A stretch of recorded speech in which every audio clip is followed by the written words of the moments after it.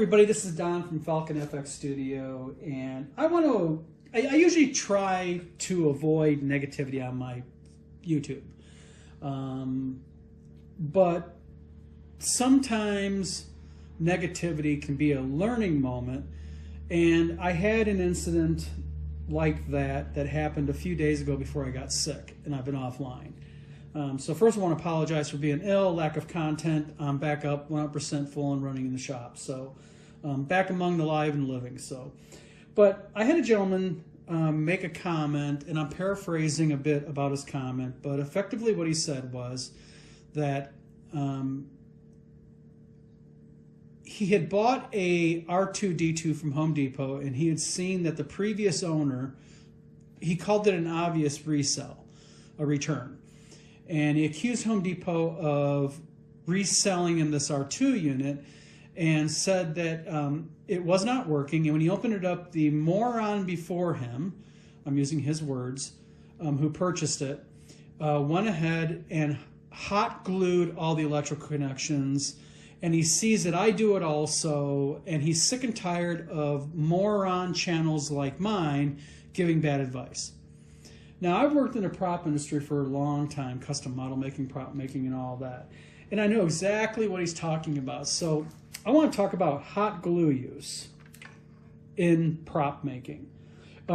First of all, you have never seen me do electrical connections, and I'm talking about the actual connections using hot glue. As a matter of fact, in my last video, I use heat shrink, which is proper, and or you can solder and heat shrink. Some people suggested using solder also.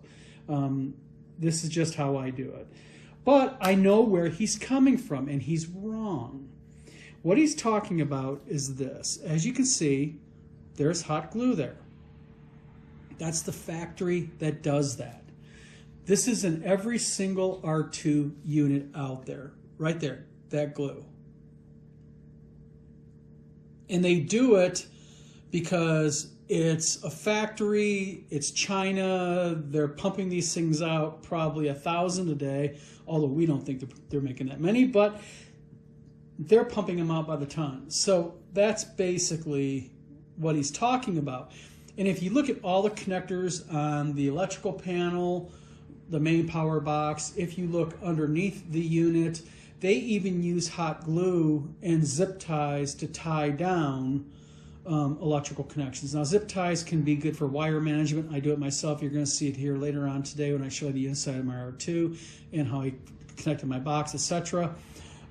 But I just think it's important, like I said, to highlight his comment and show that this was not done by a previous owner. This is not a return droid that someone had fiddled with and he bought it and was screwed by Home Depot. What this is factory. And although I don't agree with that, and I would never make a final electrical connection with hot glue, and as a note, if you ever have a problem with the head rotating or the lights turning on, you know, take a hairdryer, apply some heat to that, and pull the wires out, yank all that hot glue out. These are called JST connectors. And reseat that properly. There may just be a fact that at the factory they just did not get these seated in right. It's probably not a problem with your box, nor is it a problem with your lights. It's probably when they just inserted this hot glue that maybe one of those wires didn't get all the way in, etc. So before returning it, the first place to look at is always look at this connector. Heat it up with a hairdryer, pull it apart, yank all that nasty glue that they use out, and then reinsert these properly. That's what I would do. So that's a second little tip. So just a little learning video, not trying to insult a guy. I'm not going to call him out by name. If you look through my videos, you'll see his comment.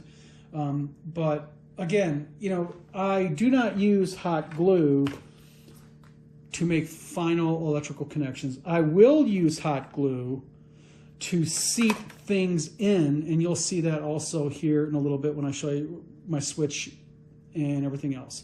So this is Don, Falcon FX Studios, signing off. Hope everybody has a good day. Here in a little bit, you'll be seeing a video of my electrical hookup for my R2, and we'll see if R2 wakes up.